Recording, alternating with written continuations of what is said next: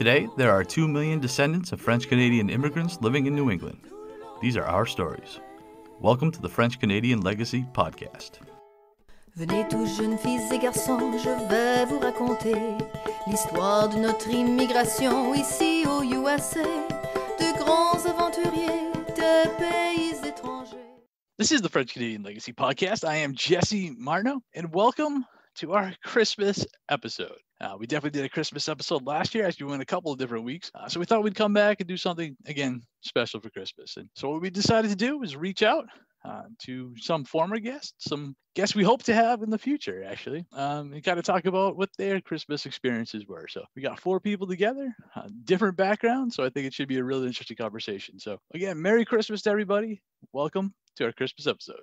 Now, when Mike and I talked about the idea of having a Christmas episode, we discussed talking to a handful of people to get kind of different views on their Christmas traditions. And one of the things that was important to me is I wanted to make sure we spoke with people on both sides of the border to get Christmas stories. Well, it so happens that I'm very fortunate to know someone who has celebrated Christmas on both sides of the border. So joining us now, Nathalie Hirte, the office manager of the Franco-American Center here in Manchester, New Hampshire. Nathalie, thank you so much for joining us. Hey, Jess, my pleasure. All right, so before I we love get Christmas. I love talking about it. I like it. Cool. Before we get going so far, probably should give a little background. Where are you from? So I'm born in Chateauguay on the southwest shore of Montreal, and it's a Chateauguay thing. It's very important to be precise about southwest shore. Gotcha. Okay. It's roughly about if you take the bus or the car, whatever, it's about 25-30 minutes to downtown. So yeah, actually Chateauguay is known for the Battle of Salibari when the British and the Americans were going for independence. Yeah. And there's Colonel of Salibari, a little quick history. Colonel Colonel de Salibari, they were outmanned like 10-1 or something like that. So he dispersed his men around the forest to make the American troops think that there were more than they really were, and they just skedaddled. So. Awesome. That's a fun story. There you go. A little bit of history. I like it. Very cool. The little I actually know. That's good. At least you got something. No. So where are you now then? How long have you been here, and what brought you to that region? Okay, so now live in New Hampshire, and I'm actually in Litchfield, so not too far from Manchester, and been in the U.S. since 1996. My husband, Thomas, we were married, and at the time we were living in Toronto. His job, they were opening up a satellite office in Vermont, and they needed someone to run the regulatory affairs department. It was a medical device company. Gotcha. And quite frankly, both Thomas and I, as much as we love Toronto as a city to visit, we did not enjoy living there. We're more smaller kind of town folk. Got married in September. In October of 1996, we moved to Vermont, and lived in Vermont for 3-4 years. I'm losing track. We got his green card, and then we wound up moving to Framingham for a year. At that point, we had our eldest child, and then we wanted a house because we were living in an apartment, and we wound up, somebody said, hey, check out Litchfield. It's growing, lots of great housing for affordable pricing. We fell in love with the area, and we're like, okay. So now we've been in Litchfield. It was 20 years this July. That's awesome. So about Christmas then, what did Christmas look like for you growing up? Oh my gosh. It was a party, man. I've been, when you asked me to talk with you about this, obviously I started thinking about it. I was looking at some old pictures, and the things so I'm born in the 60s, okay? I'm 66, I was 1966. So we're talking about a very different attitude towards certain things in life. Sure. And let's just say I knew songs that a 5- and 6-year-old should never have. Okay. We partied. We saw our parents have a blast. The niece, the cousins, the young ones, we just had the run of the house because the adults were partying on their side. We sang songs. We ate way too much. And we celebrated the Réveillon. But I would like you to describe what the Réveillon is. We've talked about it a little bit on the program. Definitely something my folks did, especially my mom growing up. We did it a couple of times even in my family. So what is that about? Well, so Réveillon was basically you celebrate Christmas at midnight. when Christmas officially starts on from December 24th so people would start beforehand, but we would go to midnight mass. And when we came back home, mom always stayed behind because she was busy still cooking and Sure. stuff. So dad took the kids. And so when we come home, I can't imagine nowadays being able to handle eating tourtière at like 1 o'clock in the morning. Absolutely. Yeah. But we'd eat all the good food and we'd open presents, and then we'd go in the basement and we'd dance till 3 o'clock in the morning. And then the next morning we'd get up and I never understood the whole English thing where kids get up in the morning to open their presents because we were done. Right. It's over by then.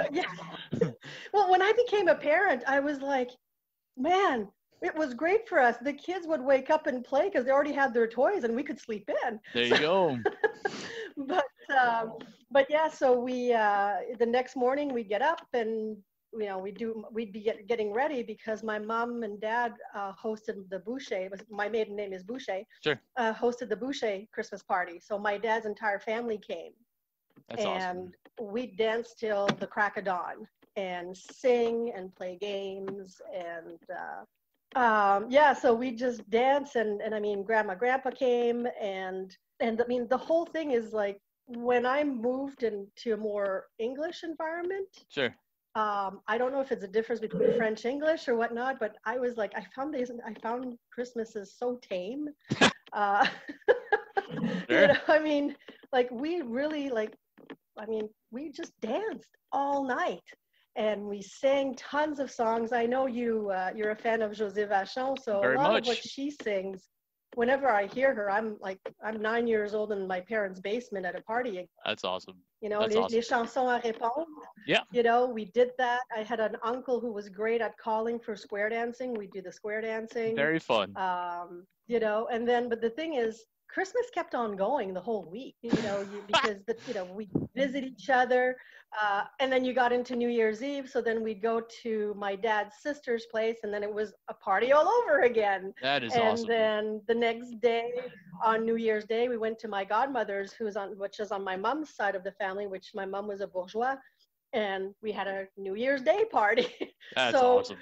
Thank God that we had so the schools stay closed. And I believe, and people living in Quebec, if they hear this, maybe they can correct this. But as far as I know, schools in Quebec still stay closed until Epiphany. Okay. So after New Year's, we had 4 or 5 days to just chill and recoup before we got back to some recovery time. Sure. Yeah. No, that's awesome. It was just a lot.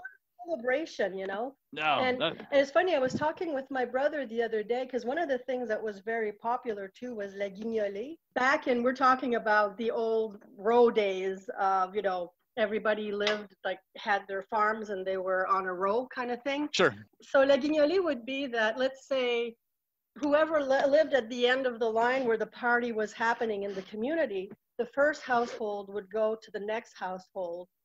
They'd get there, they'd have a little nosh, have a little drink, a little cheer, and then everybody from that household would combine with the one that went and go to the wow. So basically, the first people to start this, by the time they got to the host's house, they were trashed. You're lit. Yep. The whole time, right? Yeah. No, that's awesome.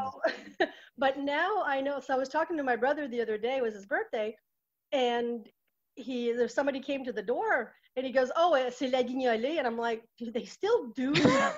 And he goes, "Now it's they do that to raise money for charities." I got you. They go. It's kind of like people who go sing Christmas carols. Sure. They go to the door and sing. So that kind of idea. But yeah, that's basically what I grew up with. I mean, for the first 15 years of my life, that's how it. And then people started getting older, and things changed, and my parents but also our family, my brothers had gotten married, they had kids, so just us alone, we were 15 people. So we were trying to have our own little thing. So all right. That's historically, that's how my family celebrated Christmas. Gotcha. So what does Christmas look like for you and your family now? And what have you taken from that time till now? Well, the food, definitely taking the food. Gotcha. That's a good answer. So Thomas is German, and so I'm French Canadian, and we have combined the two. Growing up, and again, I know this is where I think I see a lot of differences between this side of the border for Francos and me. growing up. Like I'm after the La Révolution Tranquille when Quebec became very non-secular. So we never celebrated the Advents growing up when I was growing up, but it's a huge part of the German tradition. So like today, by the way, happy third Advent. So we do the Germanic tradition, which you gotta love this tradition. You light candles, listen to music, eat cookies and chocolates. So that's one of the things we do. We definitely celebrate the Advent. And so my first part of my Christmas baking is all the German treats. And then Christmas Eve, that's when the Germans traditionally do the meal and the big fancy. So we actually dress up and we have just the 5 of us because I have 3 kids. And we have a really nice, I always make a nice family meal. But then now, especially now, my kids are like 22, 19, and 16. We stay up, and when midnight hits, now we're into the French Canadian tradition, and there's opening of some presents. We do half and half. And like I said, I can't handle tourtière at midnight anymore. I don't know how they did that, but I can't. I'm a wimp. But we'll have like little snacks, something nice. And then the next day, it's the traditional Christmas dinner. So it's tourtière. If it's just the 5 of us, I might not go all out like le ragout de pâte, which I don't know if you know what that is. I don't. So here's the thing. Ragout de pâte and tourtière, it's exactly the same meat base, at least in my family. Yep. But the ragout de pâte, it's meatballs and a brown sauce.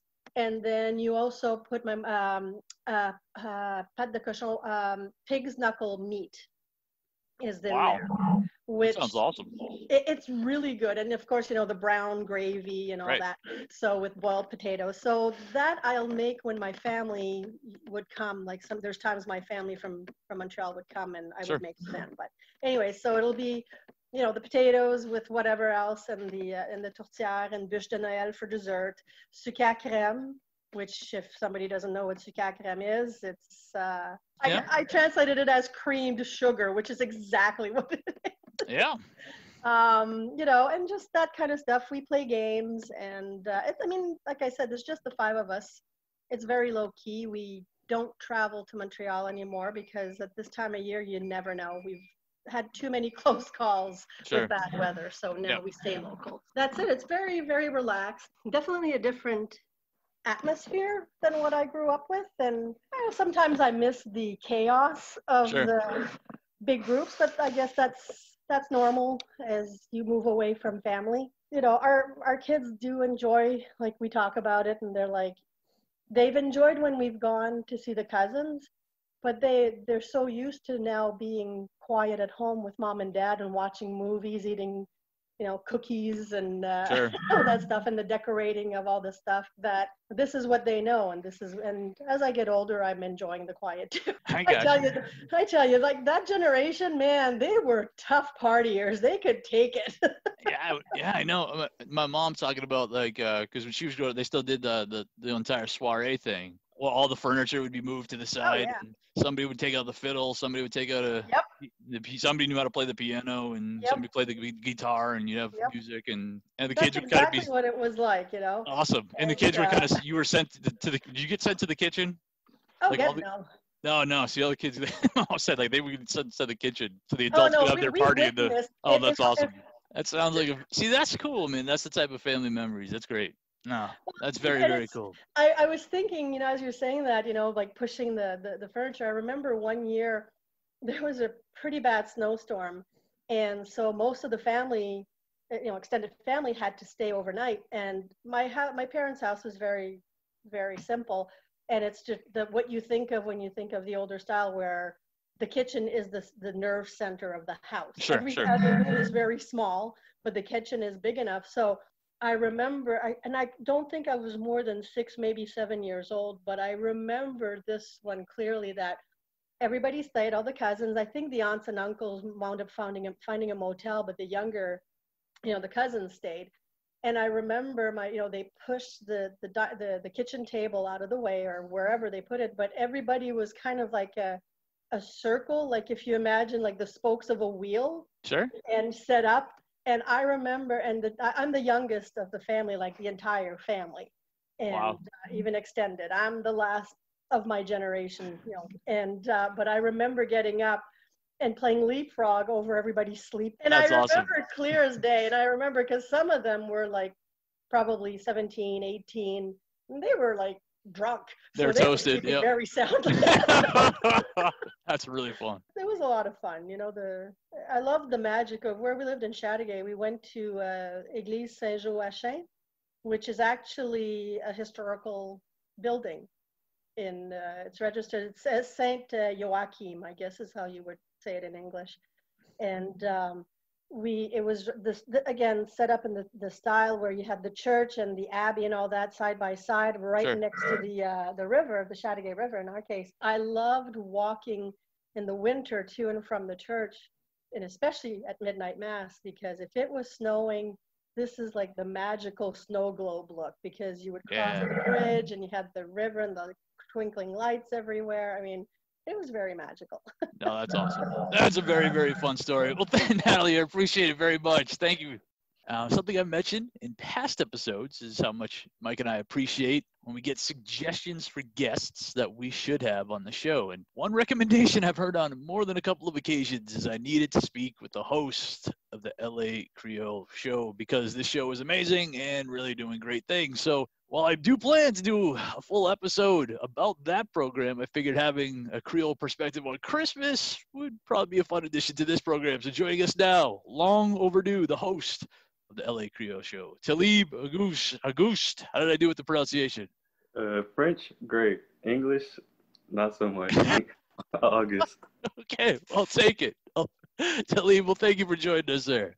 Thank you for having me. Now, so since this is the first time we've had you on the podcast, I think we probably should give at least a little bit of background. So what is the LA Creole show? What is it about? Why'd you start it? What do you talk about? That kind of stuff. LA Creole Show is a show based in Louisiana just for the community itself. French speaking, Creole speaking, Native American, just the community itself, in order to show people that, hey, we do have young people who speak these languages still and who are actually very motivated, and that the language is growing within itself. And that was my main reason for starting it, because I really haven't seen a lot of young people talking and speaking. And by myself, I have about 5 friends who speak with me, and that's quite small. Sure. Yeah, so this show is not in English. Not in English. That's awesome. And so what is the format of the show then?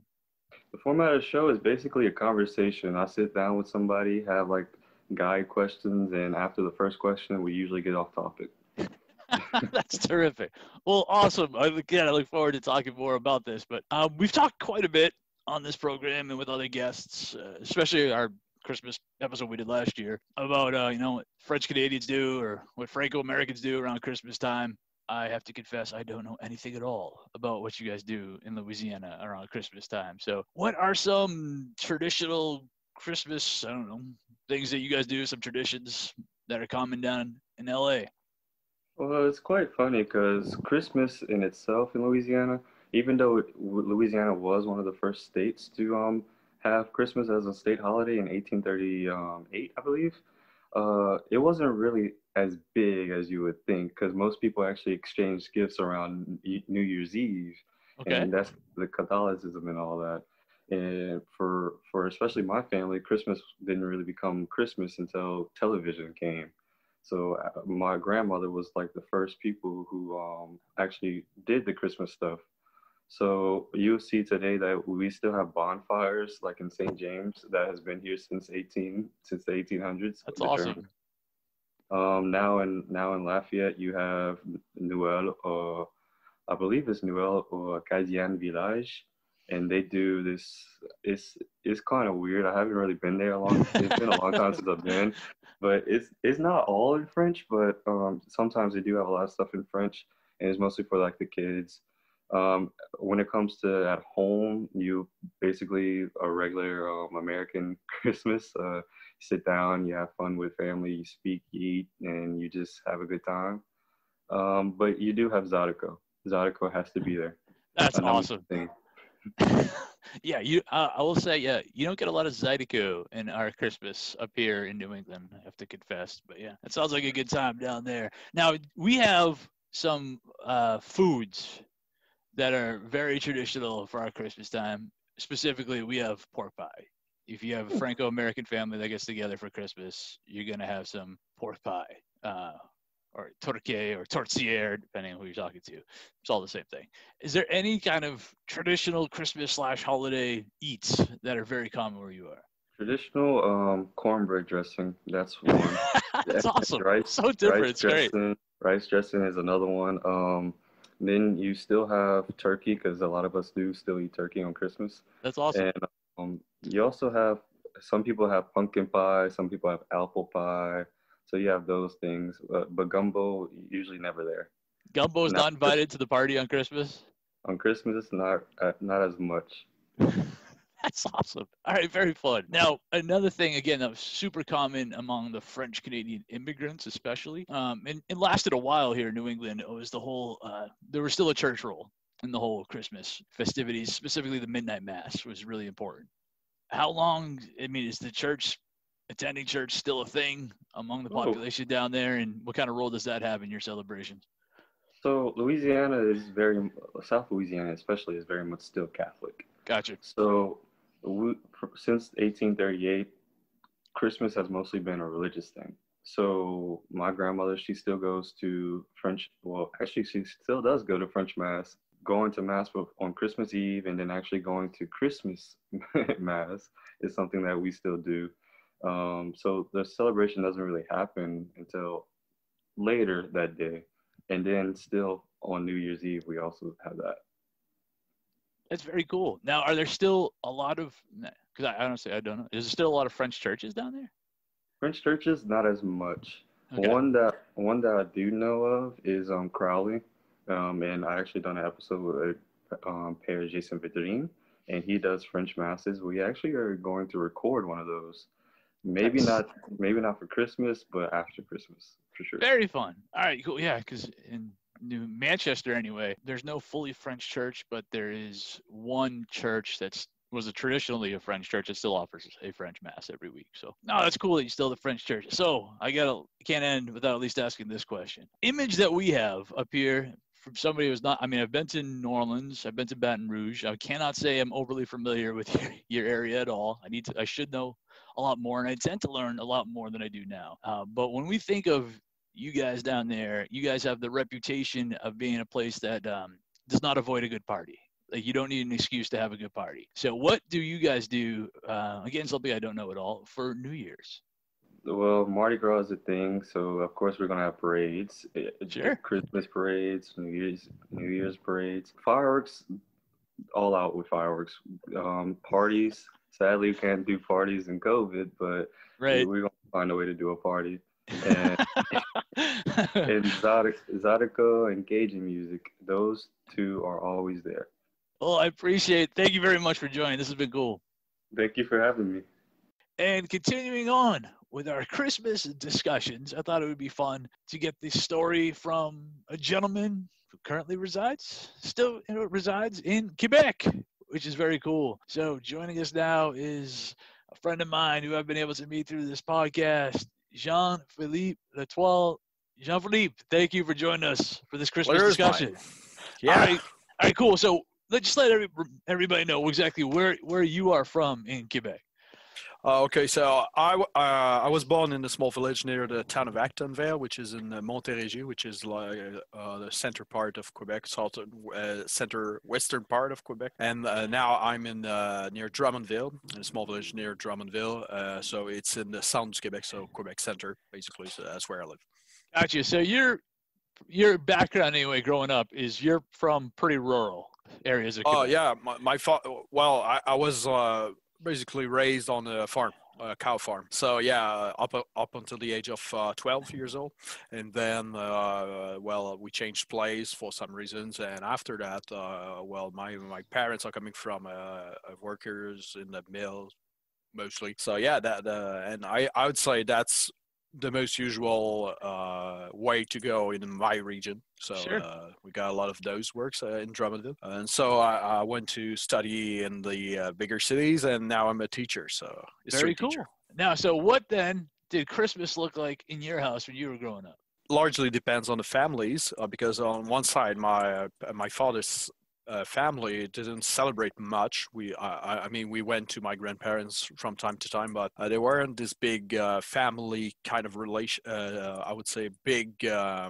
Solidarity as we had on my mother's side, the Perreault. Basically we meet like 10 times a year with the whole family. So in Christmas time especially, we're having a couple of parties. The first one being what we call the Réveillon de Noël, which is like a Christmas Eve, I think, the day before Christmas. Basically, every year there's like 6 places in the family where we did those reunions. So at one of their houses, and a lot of the people from the families coming like after the Christmas mass that we go in the village where we celebrate the Réveillon. Sure. So we all go all the family together, and then we celebrate Christmas basically at midnight, the first minutes of Christmas, and we talk about everything. We get along.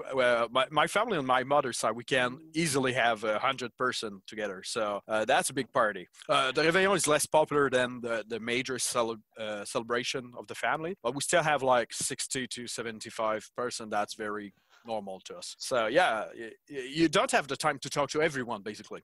Sure. We've talked about it here with people, you know, the Réveillon, and generally when we talk about it in the States anyway, it's following midnight mass. Yep. Is that still the same thing? In my family, yes. Gotcha. And you're saying 60, 70 people show up to this Réveillon party? Yeah, basically last year, which was probably the last one because this year we won't do it, of course, because of the pandemic. But last year was at my house. Yeah, I'm like the new generation because my parents used to do.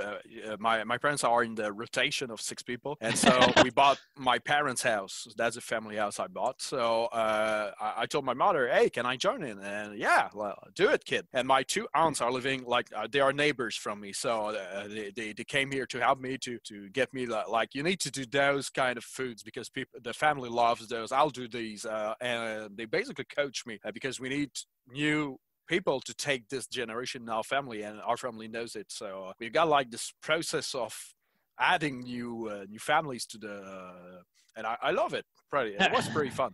Now, what are these mandatory foods that need to be on the menu for you guys?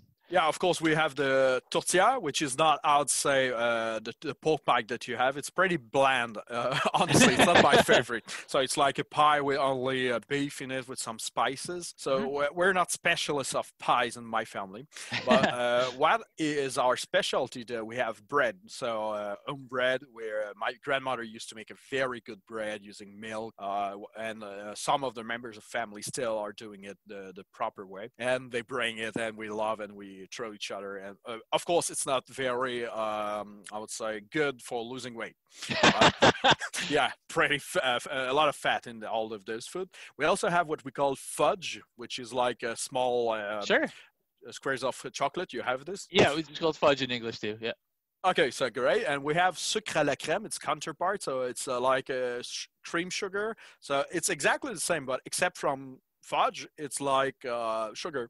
Basically raw sugar. So that's very popular. My godmother, which is my aunt living next to me, is the expert in the family. So she bring like something for, I don't know, maybe 300 people. So we always have too much. That's one of the characteristics. Every time you do food, you need to do too much of it. That's very important. Too much food. Yeah, because the idea behind it, we can't have a lack of food. We need to have enough food for we usually have a lot too much than what we need to. So yeah. Other thing we usually have pain fourré, which is like a kind of recipe we have. It's like I'll say hot dog buns, small hot dog buns, not real size. Sure. The bread cut, and we have like a mixture of beef, I would say some tomato sauce, some spices, and we make them grill in the oven, and that's very popular in my family. And we have a couple of these. From time to time, new meals are introduced in our family reunion. I'd say some dessert as well. We have like sugar pie, blueberry pies, raspberry pies, those that you know. Tarte aux œufs, maybe you're not. Egg pie, you know about this? No, not at all.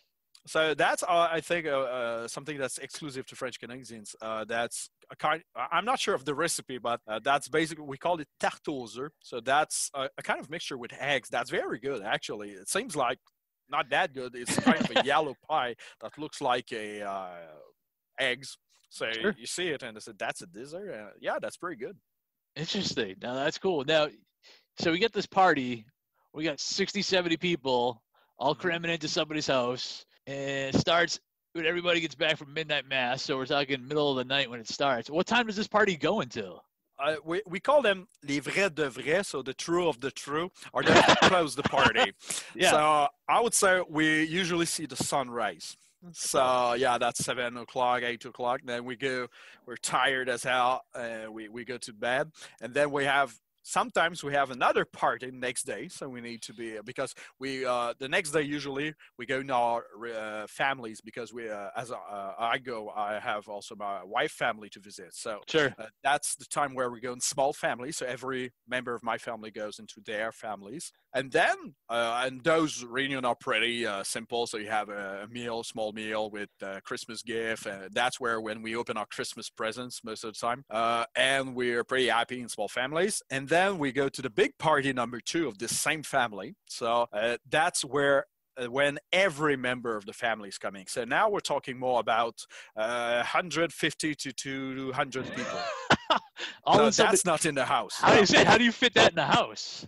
We basically no, it's not in the house. We basically loan some kind of places. So you rent a venue. Rent, exactly. Sorry. So we rent a place. We have a place in my village, which is very popular. My village is called Weekend. So we usually rent the centre communautaire. It's like community center. Community center, sure. Community center, exactly. So that's a place we rent and we fill it up pretty much. And we usually buy some kind of traiteur, we call them. It's like people that does a big Christmas meal with tourtière, ragout de pâte. Do you know? It's like pork feet stew.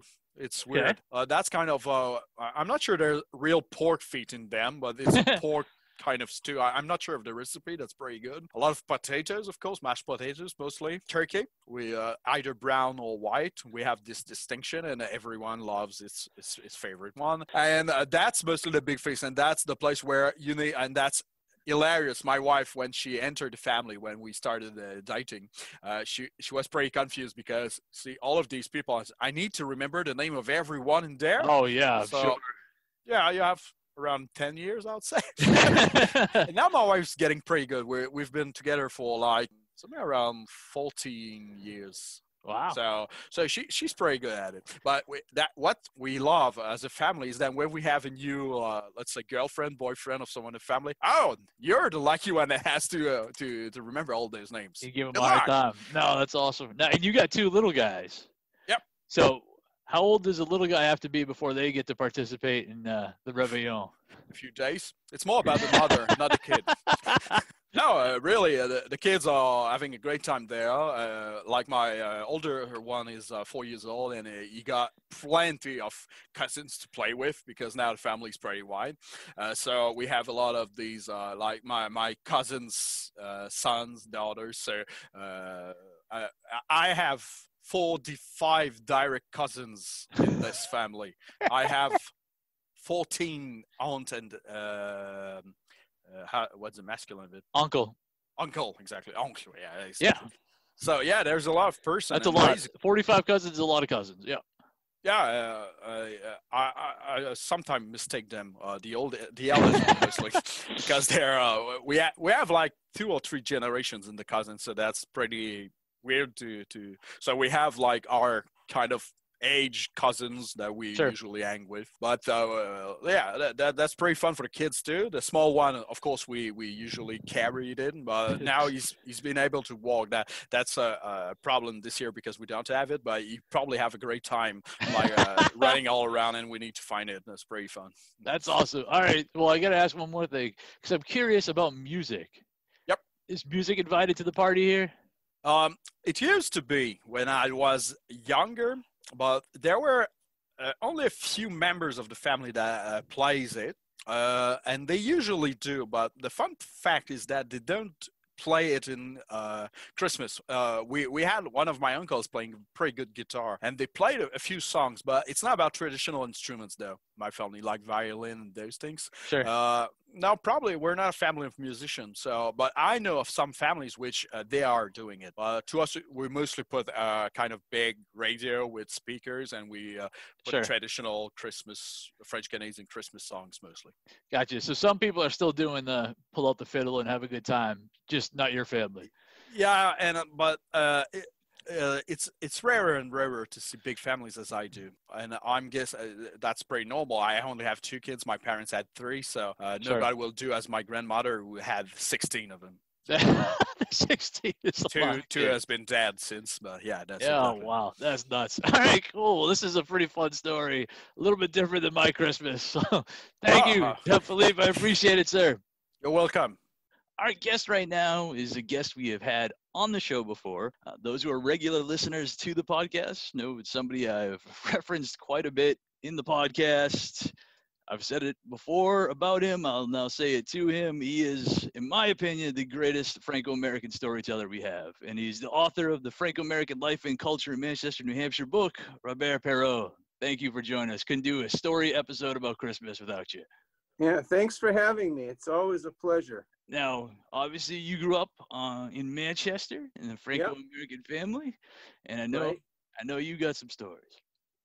I do. I will go back to when I was 4 years old. That's the first Christmas that I recall. Uncle Gus, for Manchester people and New Hampshire people who remember Uncle Gus, well, before he was Uncle Gus, he was Santa Claus.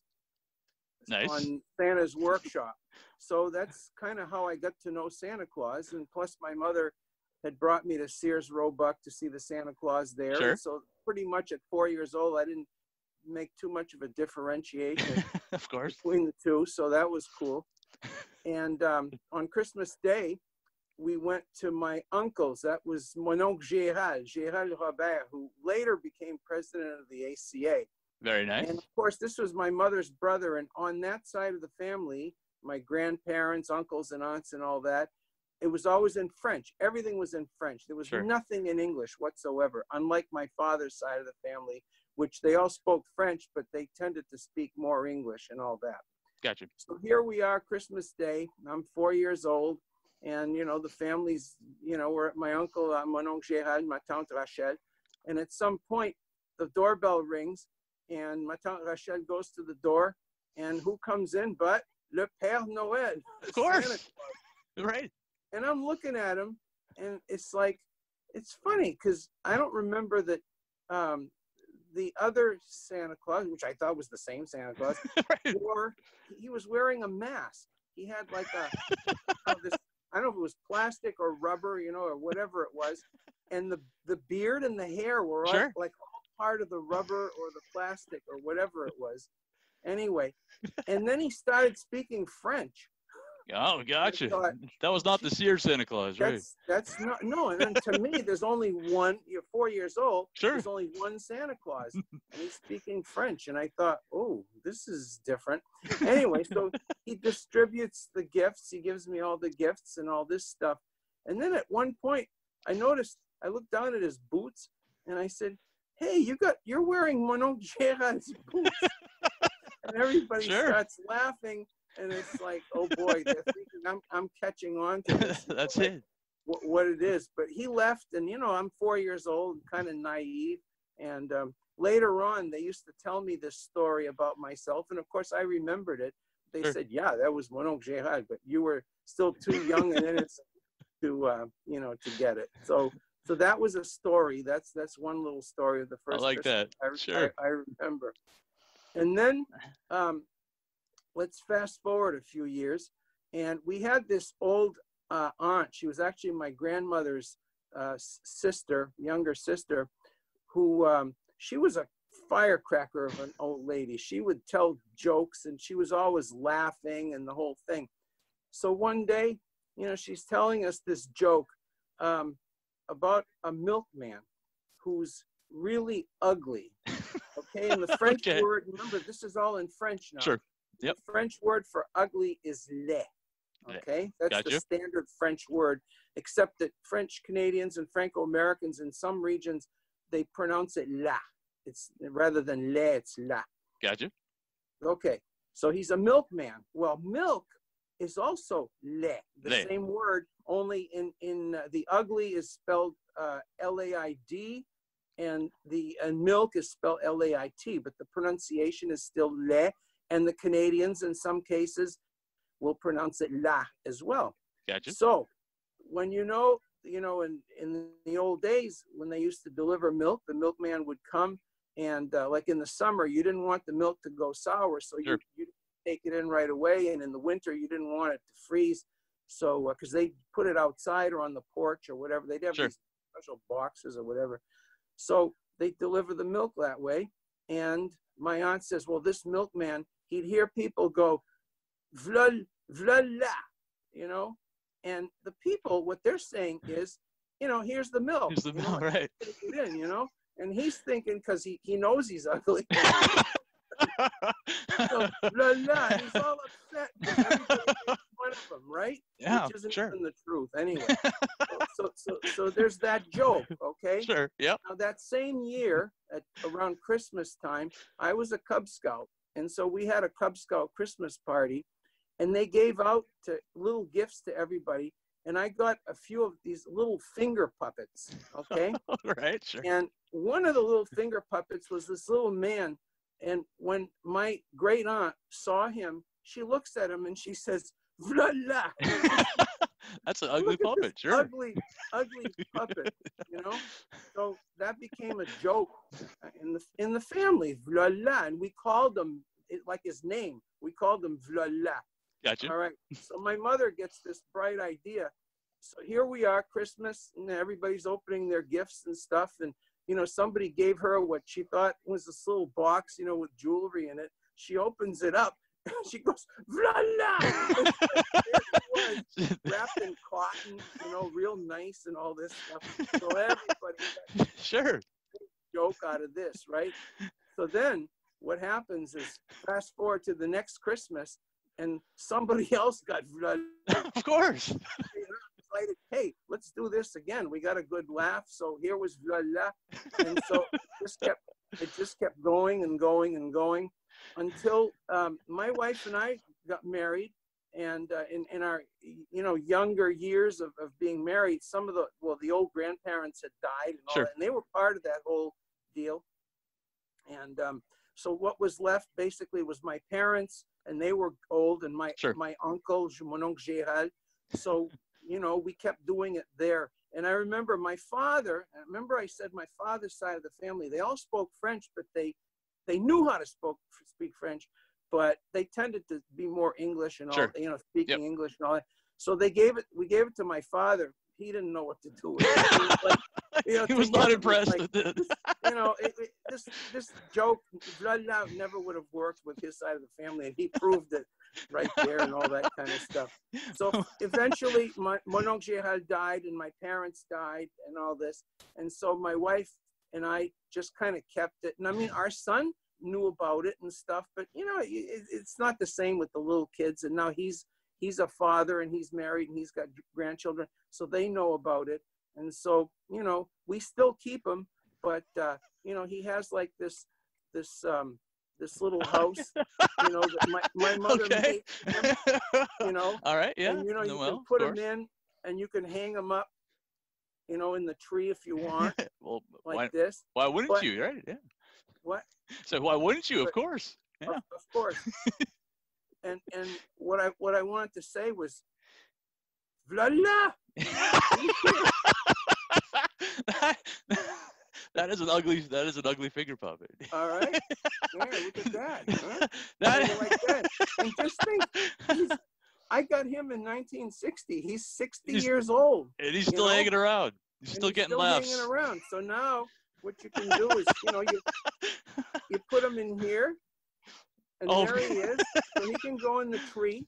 But what my wife did one year was she put him in the creche with the baby Jesus and Mary and Joseph and all that. And he was one of the guys. That is awesome. That is a way fun story. Very cool. So these are our Christmas traditions in our family. Thank you very much, Robert. This has been awesome. Again, Robert Perreault, Franco-American Life and Culture, Manchester, New Hampshire. Vive la différence. Thank you so much for joining us. This was great. All right, terrific. Now our fathers look at us and sigh with despair, to think that everything they love we simply do not share. But the spirit never dies, our culture will survive. Each of us must choose how much to keep alive. Each of us must choose how much to keep alive. Special thanks to Josie Vachon for providing the music. You can find more about her at josievachon.com. This podcast was produced and edited by Mike Campbell. If you have any questions or comments, please email us at fclpodcast@gmail.com. You can also follow us on Facebook, Twitter, and Instagram at FCL Podcast for more information about the topics discussed. If you enjoyed the show, please subscribe and leave us a review on iTunes or wherever you listen to this episode.